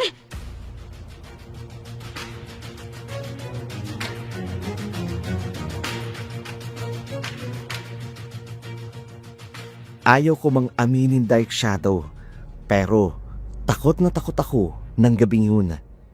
Hindi ko akalain na may kakayahan ang aswang na gayahin ang boses ni Javier at lalo pa dumagdag ng kabako at takot dahil hindi ko na makontak si Javier. Kinabukasan noon, minanmanan ko uli ang tindahan nila Socorro. Ewan ko ba kung bakit natapunan ko siya ng asin at wala malang epekto sa kanya.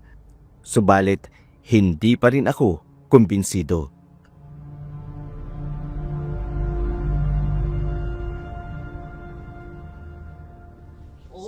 Wala naman ko nito. Ako naman dinugan sa akin sa Ako, inihaw na naman loob, tsaka nilagang buto-buto. Sandali lang po ha. Tatapusin ko lang po itong isang order nyo. Wala naman ako nakikitang kakaiba sa kanya. Pasensya na po. Pero hindi pa rin talaga ako kumbinsido. Ang sabi ni Lola, meron din daw kwento ng mga aswang. Pangontra laban sa mga manunugis. Pasensya na. Pila na lang po kayo ng maayos para mapabilis po tayo. Hoy, bumukas ang pinto sa likod ng kusina. At kitang-kita rito sa pinagtataguan ko. Ay, paano nangyari yun? Nasa harapan si Socorro sa may tindahan. Paano? Astra? Paano? Saan ka nang galing? Anong nangyari sa'yo? Bakit ngayon ka lang nagpakita, Brian? Tulungan mo ako, Astra. May nangyayari sa akin na hindi ko maintindihan. Sige, halika. Magtungo tayo sa simbahan. Mas mabuting doon tayo mag-usap. Huwag na lang sa simbahan. Doon na lang sa tambayan natin. Kung hindi ka papayag na sa simbahan tayo mag-usap, hindi ako sasama sa'yo. Pero bakit? Wala ka bang tiwala sa akin? Marami ng kababalaghan ang nangyari sa akin, Brian. Kaya hindi ako basta-basta magtitiwala pa. Sige. Pumapayag na akong sa simbahan tayo mag-usap. Basta mangako ka, natutulungan mo ako. Oo, tutulungan kita. Basta't kaya ko. Kung ganon, tayo na. Labis ang pagkabigla ko nang makita ko si Brian. Ibang-iba na ang itsura nito mula sa dati nitong anyo. Payat, namumutla at halatang matagal lang walang ligo. Base sa amoy at dumi nito sa katawan, humaba na rin ang mga balbas at ang buhok nito. Mga bagay na iniisip ko na baka ito na nga ang totoong Brian at hindi lamang ako nalilinlang ng aking mga mata. Pagkarating namin sa simbahan, kaagad kaming pumasok doon na napili naming mag-usap sapagkat alam kong tahanan iyon ng Diyos at walang maaaring mangyari sa akin na masama.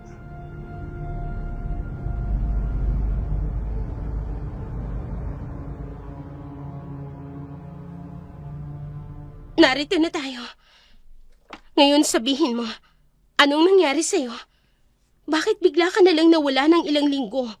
Saan ka nang galing? Ganito nangyari.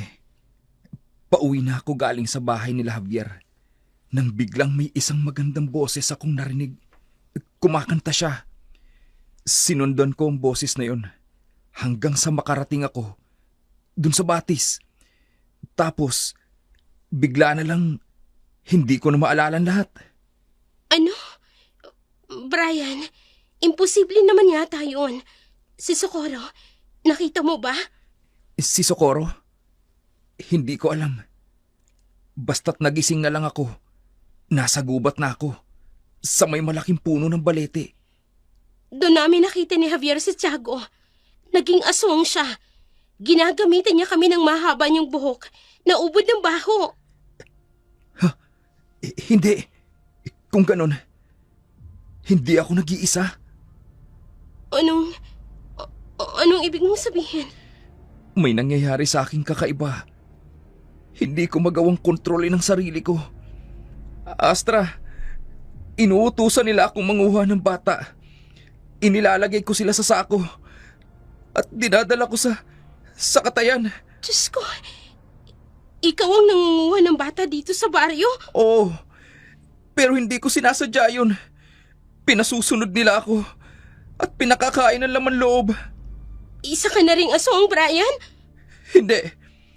Ayokong maging aswang ng tuluyan, Astra. Nakikiusap ako sa'yo. Tulungan mo ako. Gagawa natin ng paraan yan. Sa ngayon, alalahanin mo, sinong nang uutos sa'yo upang kumuha ka ng mga bata? Yung matanda sa palengke. Aling matanda? Yung may-ari ng bagong tindahan sa palengke. Yung lolo ni Socorro? Walang hiya. Bakit hindi ko kagad siya namukhaan? Tama. Siya nga, Astra. Tapos, may isa pa siyang kasama. Isang babae. Pero hindi ko makitang mukha niya dahil may takip ang mukha niya. Si Socorro. Tama nga ang hinala namin ni Javier. Aswang nga siya. Nasaan nga pala si Javier? Katulad ninyo, sigurado akong nawawala na rin ngayon si Javier. Ano?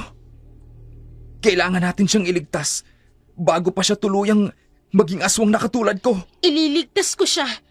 Kahit sagupain ko pang napakaraming aswang, gagawin ko. Mailigtas ko lang ang lalaking mahal ko. Pilit kong tinatatagan ang loob ko ng mga oras na yun, Dark Shadow. Kahit ang totoo'y natatakot talaga ako. Mabilis ang naging pag-uusap namin ni Brian. Napagkasunduan namin na puntahan ang lugar kung saan natatandaan niyang dinala siya ng sinasabing aswang. Pero bago yun, muli akong nagbakasakali kay Kapitana Andang. Kasama ko ng mga oras na yun si Brian upang magpatunay na nagsasabi ako ng totoo. Pero pagdating namin sa barangay hall, natagpuan namin si Kapitana Andang na umiiyak.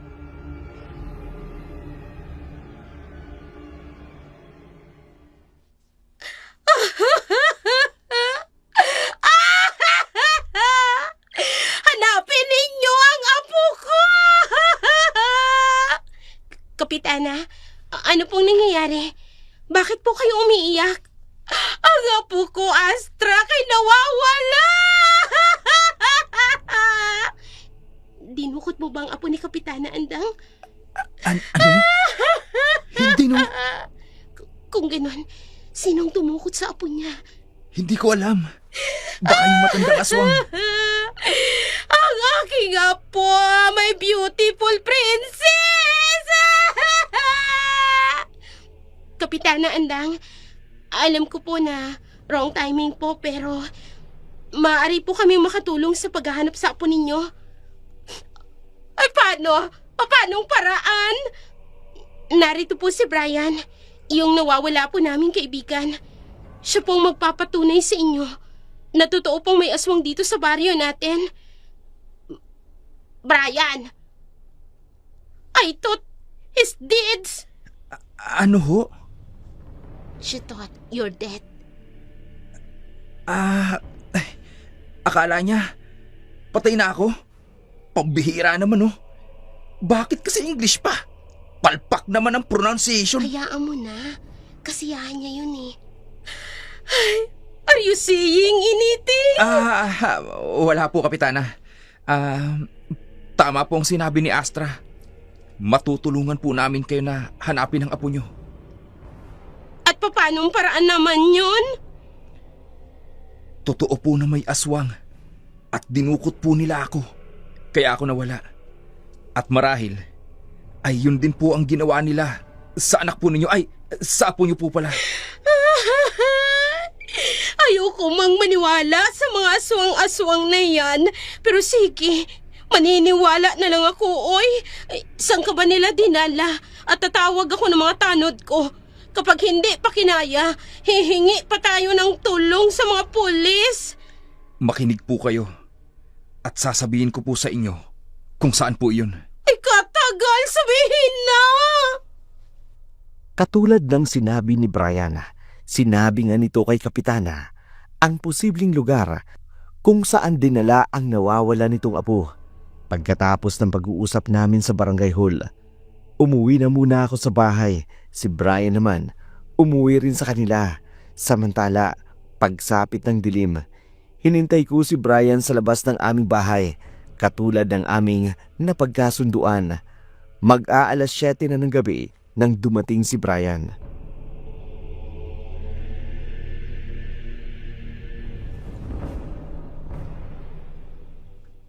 Mabuti naman at nandito ka na. Pasensya na, natagalan ako. Alam mo na, maraming tanong ang pamilya ko. Medyo kinakabahan ako ah. Bakit naman? Hindi ka ba aatakihin ng pagiging aswang mo? Paano kung bigla mo na lang akong sugurin? Hindi, no? Medyo nakakaya ko naman ang kontrolin ng sarili ko ngayon. Pero nung mga nakaraan, hindi talaga. Kung magmamadali na tayo, siguradong nandun na sila Kapitana sa tagpuan. Bilisan na natin, Brian. Tara na. Mas mabuti na rin ang timing ngayon dahil hindi kabilugan ng buwan. Eh di mas mabuti. May laban tayo sa mga aswang na dumukot sa inyo. Oo, kaya tayo na. Para matapos na ang labang ito. Oo, Brian. Tayo na.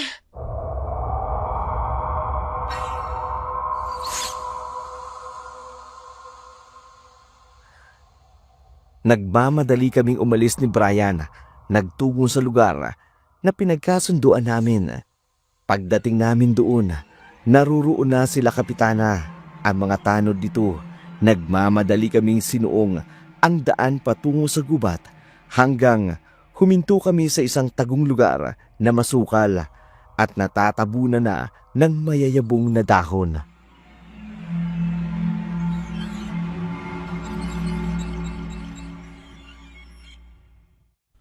Why are we stopping? Nakikita niyo po ba yung bahay na yan? Diyan sa di kalayuan. Oo. Diyan nila ako dinala. At diyan nila dinadala ang mga nadudukot nilang mga bata. Ay kung ganun, ano pang hinihintay natin? Sugurin na natin ang bahay na yan at baka nariyan ang apo ko. Huwag po tayong susugod basta-basta. At baka andyan po yung mga aswang. Oh! Anong klase kaso yun? Napakalaki naman! Aso, Brian, baka yan yung nakita namin ni Javier at naging sa Tiago. Mag-ingat kayo. Baka aswang yan. Ha? Ah! Hindi! Pinapulubutan ako ng mahabang buhok! Ah! Tulong! Ay, anong nangyayari?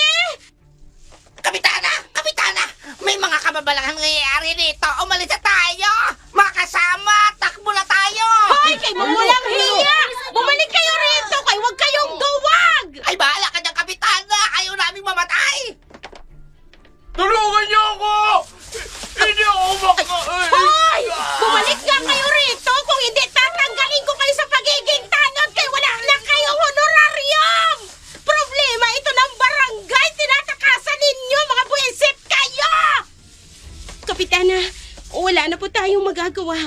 Hindi natin sila pwedeng pilitin. Kailangan na nating makaalis dito. Yung 2 tanod nyo, pinatay na ng isang kubot. Tama si Astra, Kapitana. Tayo na po. Sige. Anong gagawin natin? Ay, Diyos ko, sa tanang buhay ko. Hindi ko akalain na totoong mga hinayupak na mga aswang na yan. Ay, di buga. Mapuli na lang ko sa kapisya. Ay...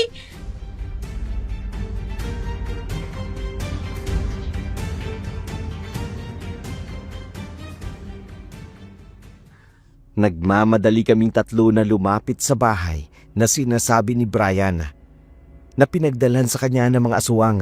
Mabuti na rin lang abala ang kubot na aswang sa tumatakas na mga tanod. Malayo pa lamang naamoy na namin ang masangsang na amoy na nagmumula sa loob ng bahay. Muntik na kaming maduwal dahil sa napakabahong amoy. Nang tuluyan na kaming makalapit, bumukas ang pinto ng bahay. Kaya kaagad kami nagtago upang wag makita ng kung sino man ang lumabas ng bahay na yun.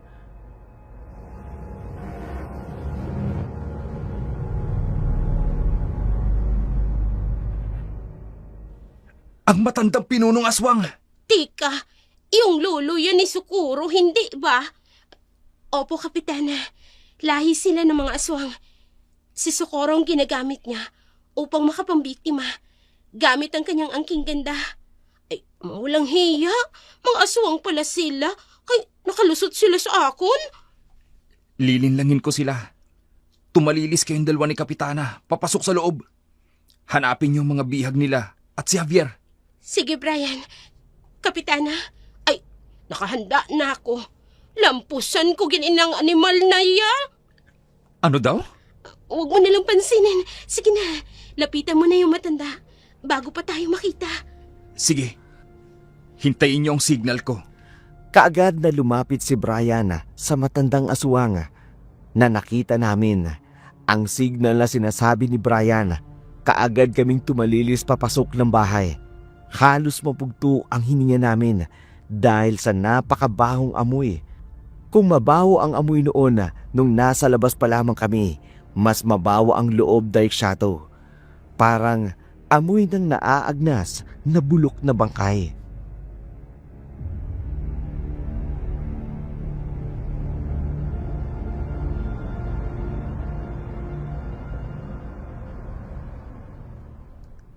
Saan nila dinala ang mga bihag nila? Ay, nasa ng apo ko? Kapitana, sa bandang yun, may narinig akong kalabog. Tara na, puntahan natin. Ay, tayo na. Ay, sana narito ang aking apo. Javier? Ikaw ba yan? Astra, Javier? paano kayong napunta rito? Umalis na kayo rito. Baka mapahama ka pa, Astra. Hindi. Tatakas tayo, Javier. Itatakas kita. Kayo na mga batang kinidnap nila. Sinong nagdala sa'yo rito? Paano kayong nakarating dito? Si Brian. Yung kaibigan ninyo. Brian, hindi maaari. Anong ibig mo sabihin? Paano hindi? Tingnan mo ang isang kulungan. Si Brian ba yan? Pero, paano? Dahil ginaya ko ang mukha niya upang madala ka dito sa aming kuta. Socorro? Hindi siya si Socorro. Kakambal siya ni Socorro. Isa siyang bangkilan. Sila ang nambibiktima ng mga tao sa baryo. Sila ng lolo niya. Mahal ko. Mabuti naman at ipinakilala mo na ako dito sa aking karibal. Bakit mo tinatawag ng ganyan si Javier? Sandali. Ikaw ang aswang na nagpanggap na si Javier ng gabing yun? Ako nga. Kaya lang ay may utak ka rin pala na hindi ko inaasahan.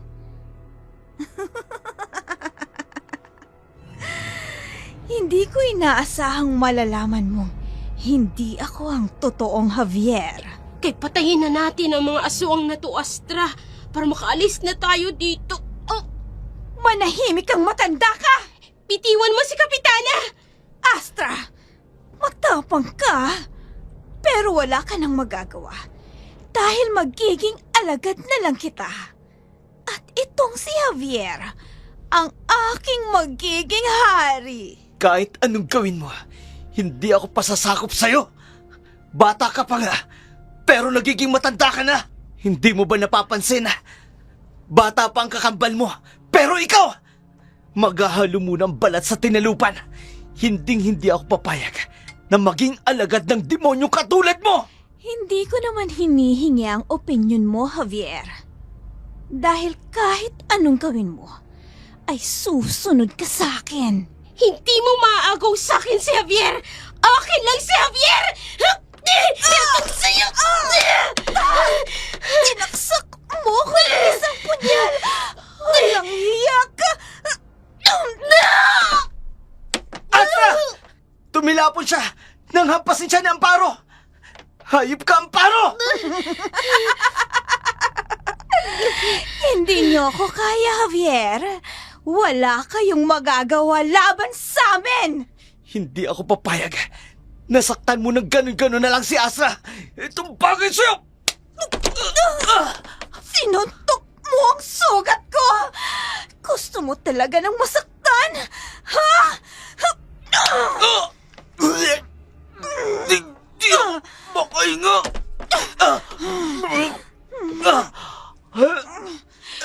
Kung tatraidorin mo rin lang naman ako, dahil sa babaeng yan, mas mabuti na patayin na lang din kita! Patayin mo, lalaki yan ang paro! Sinabi ko naman sa'yo noon pa. Walang magandang maidudul sa'yo, lalaki yan! Tama kayo, Lolo. Papatayin ko ang lalaking ito! Sayang ka, Javier. Minahal pa naman kita! Hindi! May biglang sumaksak sa leg ni Lolo. Hindi! Lolo Godo! Kailangan ko matulungan si Javier laban kay Amparo. Ang matandang haswang nakahandusay sa sahig. Sino may kagagawa ng... Anong ginawa mo, Socorro? Isa kang traidor! Bakit mo pinatay ang lolo natin? Husto na ang kasamaan niyo, Amparo! Hindi ko na kayang sikmurain pa! Pagbabayaran mong ginawa mong ito! Astra! Makinig ka sa akin! Socorro! Hawakan mo ang punyal na ito. Ito lang ang makakapatay sa kapatid ko. Alam kong may lahi ka ng sinaunang manunugis. Ang mga katulad mo lang ang makakapatay sa katulad naming mga bangkilan. Pero bakit mo ginagawa ito? Bakit mo ipinagkakanulo ang pamilya mo? Dahil pagod na akong dalhin ang sumpang to. Pagod na akong mamuhay sa kasamaan ng kakambal ko at ng lolo ko. Napakatagal na naming nabubuhay sa mundong ito. Gusto ko nang wakasan ng kanilang kasamaan. Magbabayad ka, Socorro! Uunahin ko ng patayin ng babaeng yan! Dalawang katawan, iisang kaluluwa. Anumang danasin ng isa, mararanasan din ng isa pa. Kung ang isa'y bumagsak, ang isa'y babagsak din. Sa dugo, sa hininga, sa dilim ang kanilang kapalaran ay iisa at hindi mapuputol. Anong ginagawa mo, Socorro? Akin na ang kamay mo, Astra. Hawakan mong mabuti ang punyal. Bakit, Socorro? Upang masaksak mo ko ng ganito. Hindi! Bakit, Socorro? Bakit mo sinaksak ang sarili mo? Para mawala na tayo. Diyos ko! Socorro! Anong ginawa mo? Bakit mo ginawa yun? Bakit sinaksak mo ang sarili mo habang hawak mo ang punyal? Dahil alam ko, yun lang ang paraan upang matapos na ang lahat. Dahil kung hindi ko gagawin yun, hindi niyo matatalo si Amparo at si Lolo. Ngayon, malaya na kayong makaalis dito. Pero, bago yan, itatama ko.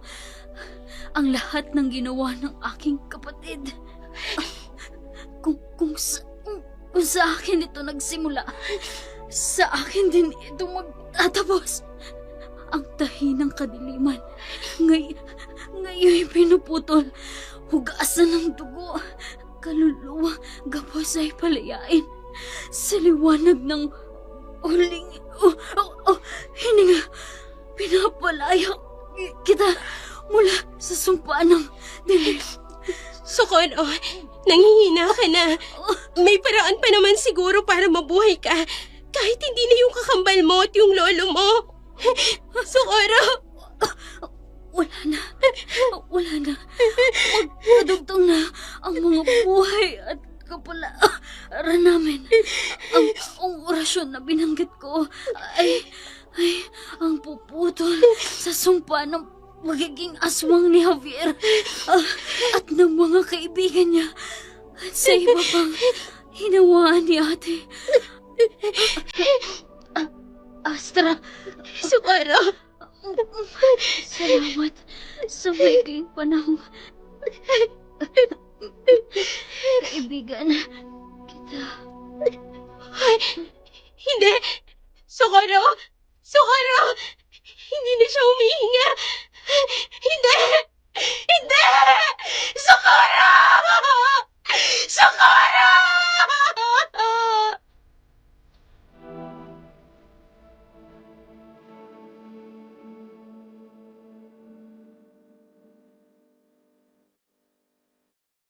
Umiyak na lamang ako dahil shadow habang yakap-yakap ko ang duguan at wala ng buhay na katawan ni Socorro.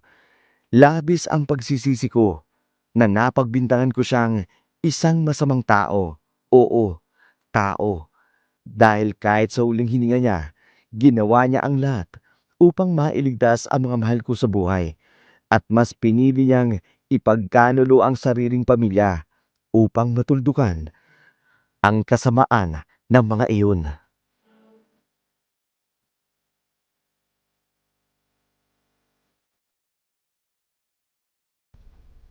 Nailibing ng katawan ni Socorro. Benindisyonan na siya ni Father. Cremated na rin ang katawan ni Amparo at ni Manggudo. Dahil nararapat lamang na makremate ang katawan ng masasamang nilalang na yun. At si Socorro, nararapat na gawaran ng isang marangal na libing. Isa siyang bayani para sa akin, Javier. Tama ka. Isinakripisyo niya ang kanyang buhay para sa atin. Kaya pala nung nagmamanman ako, isang beses, akala ko na malikmata lang ako. Anong ibig mong sabihin? Nakita ko na si Amparo noon. Nagtaka ako dahil nasa tindahan sa Socorro. Tapos may lumabas sa likod ng kusina. Nakamukhang kamukha niya. Si Amparo din ang dumuot sa akin. Nagpanggap siyang si Socorro.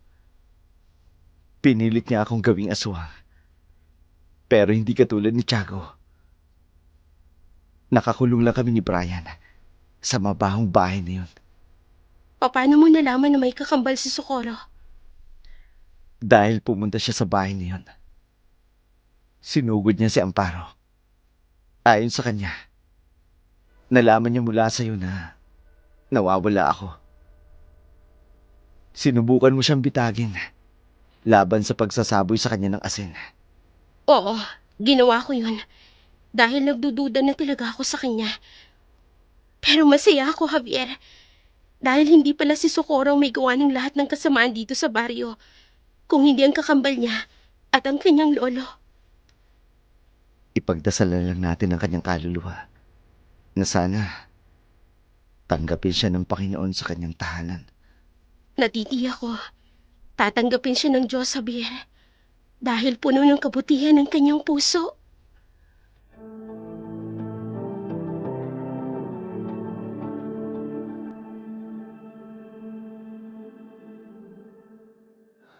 Mga kaibigan, hanggang dito na lamang po ang ating dula para sa araw na ito. Naway inyo pong nagustuhan ang aming tampok na palabas ngayong araw.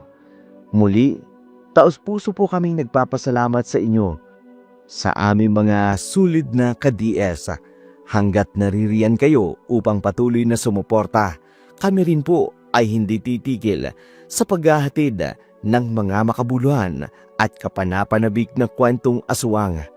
Maraming salamat po hanggang sa muli. If you're new to our channel, don't forget to subscribe, like, and share.